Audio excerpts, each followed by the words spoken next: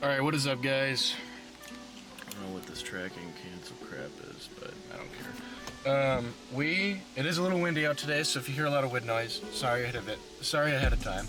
It is windy out, which is good, because that means there's not going to be a lot of bugs swarming me today, so we'll have time. But it is hot, the sun is out, it's not super humid, but it's a little bit of that, so I'm hoping to get a little bit of a suntan this afternoon as well. Today, we're going to try and get this coolant system running. I'm going to go back to the other car back there and see if I still have my coolant reservoir, and if I do, hopefully there's a tube connected to it, so then I could just take that and then save that. I have a reservoir, but I just need the hose on top so that we can actually bleed this thing and get this car running and idling, kind of bleed the coolant system, get that fan going with the computer and stuff. I think the problem was, this is my thought, but since the coolant wasn't getting complete flow through the system, just because of the block off and the fact that the heater core wasn't even completely connected, I think that one of the sensors wasn't triggering the coolant. The coolant sensor wasn't triggering, so therefore that wasn't kicking the fan on, even though the car was idling up to temperature. So I don't know exactly if there's multiple sensors that are going to tell this thing, hey, it's time to turn on, let's get some air flowing through. But we're going to try and mess with that today. Other than that, I'm going to try and get some interior assembly, just so that way we have that connected, and I'm going to take a better look at that. While I'm here, I don't want to make 2 trips out of this, you know, for little things like that, because I realize it's kind of a waste of time. I could have gotten this done the last time I was here, but I just was tired of the heat and the bugs, and I don't think we're going to have that much of an issue today, but who knows? We'll see what happens.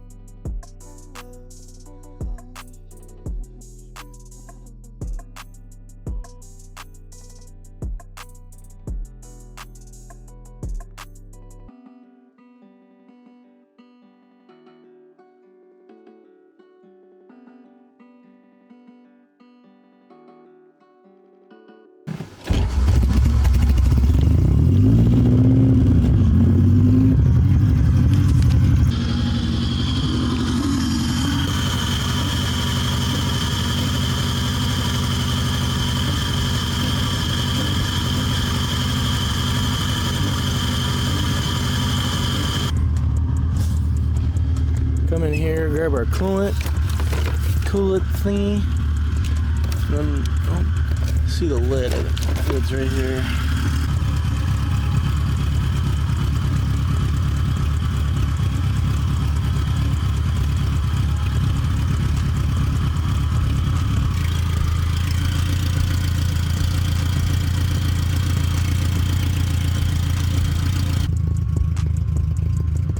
Cars.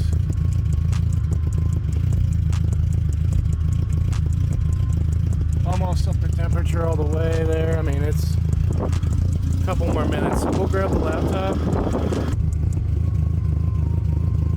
We do have the O2 sensor is bad in the car. It's giving me a code for it, which is annoying, because I just replaced that.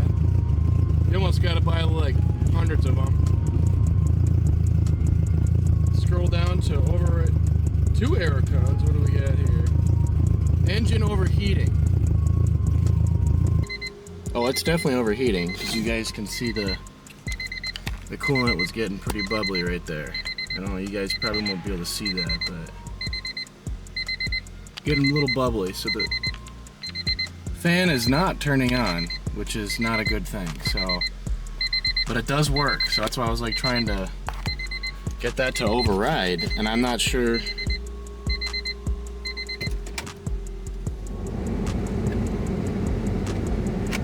Turn this on. So it's reading 103% on the TPS, so I want to adjust that today as well. Just get that down to 100%.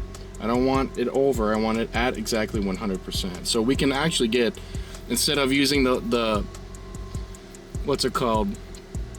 Instead of using the multimeter and reading the voltage and then trying to guess around that, usually we can just adjust the sensor, get a reading, and then we can adjust it a little bit more after that. So we'll kind of back it off just a tad today, get that 100% reading. I want to make sure everything is perfect on this car before we really get into it. So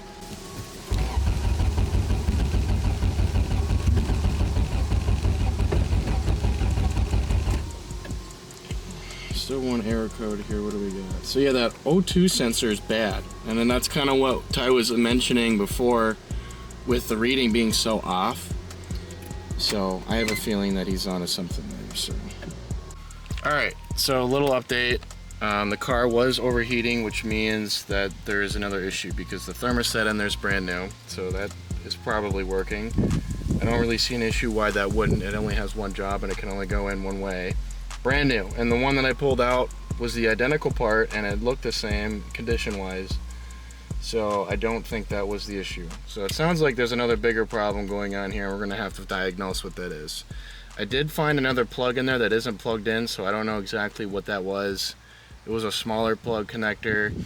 Kind of goes right where the power steering stuff is, but I don't know what that plugs into. I don't know if that's necessary.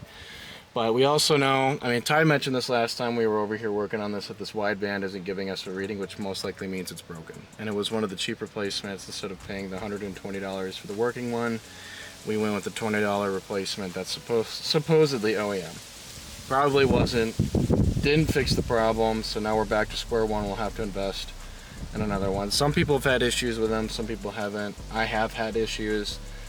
I haven't really been driving this car and it was just sitting in there for that many months and it still gave us a problem. So it sounds like we're gonna have to find another alternative solution to that.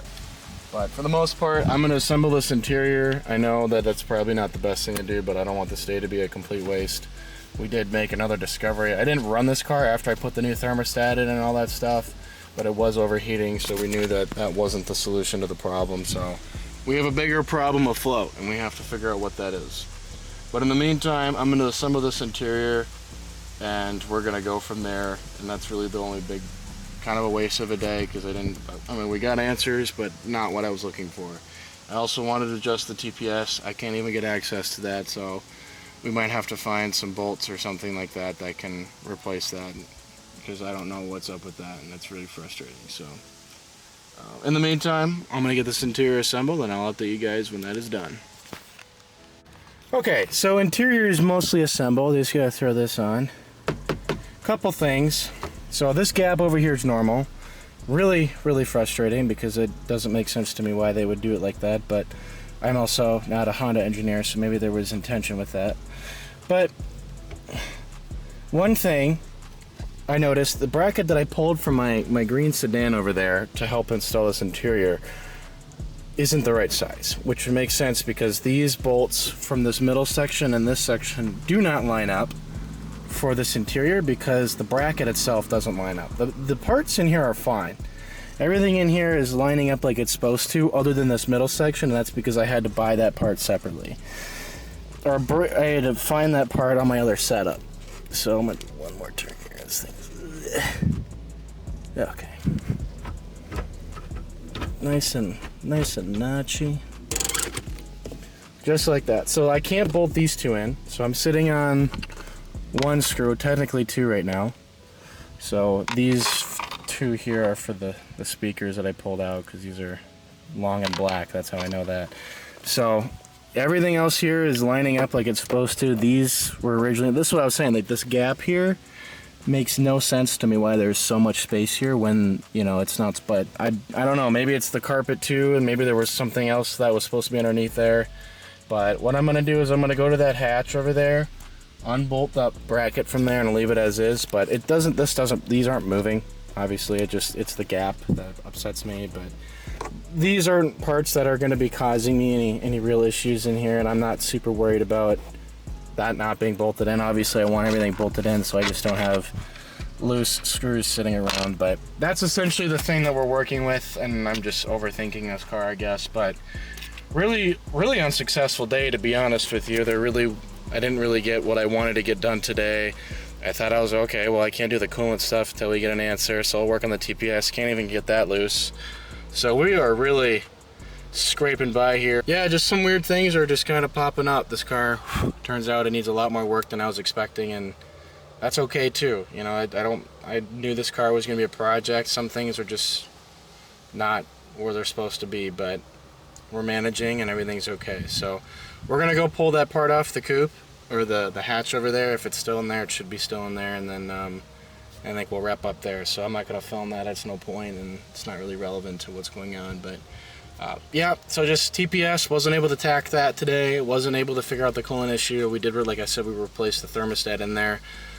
Everything checked out, and there's no leaks from the car. I did notice that there's a lot of oil coming up from the valve cover. We did a really bad seal job with that, and I don't think I used an OEM gasket. There's a lot of fake parts out there. I didn't think it was going to be an issue. I also have to get a mirror here. This one is super flimsy and bumps because of the vibration. I have stiff motor mounts as you need it for these kind of power levels, so this one just kind of sags as soon as you start driving. So I'll have to get a new one of those, which won't cost me too much, I don't think, and get that replaced. I still have to get this situation figured out. I don't have a solution for this sun visor yet. I have a black one, but it needs to come off, and I don't know. I don't know what I want to throw in there yet. I don't really want to throw in a black sun visor, but it might actually not look too bad with the two black doors that are on the setup. So, I mean, it's a good color. It matches the interior, so. Still need to get this car really going, but I think we're going to wrap it up there. I hate cutting things short because it's just like, what a waste, but it was okay. We got stuff done, and just kind of need to get more grips on what's going on and get some more answers, but I'm not close to this car, so we might have to make more trips than we need to, or than we would like to. And we're going to keep hiding these tools as well, because it sounds like a lot of our stuff just isn't here anymore. Or maybe I just spread them out, but we'll leave it at that. I will see you guys in the next one. Like I said, things are kind of showing up as we go, and that's okay. So we'll figure it out, and hopefully you guys are interested enough to stick around and figure it out with me, and then we'll go from there. So I'll see you guys in the next one. Take care.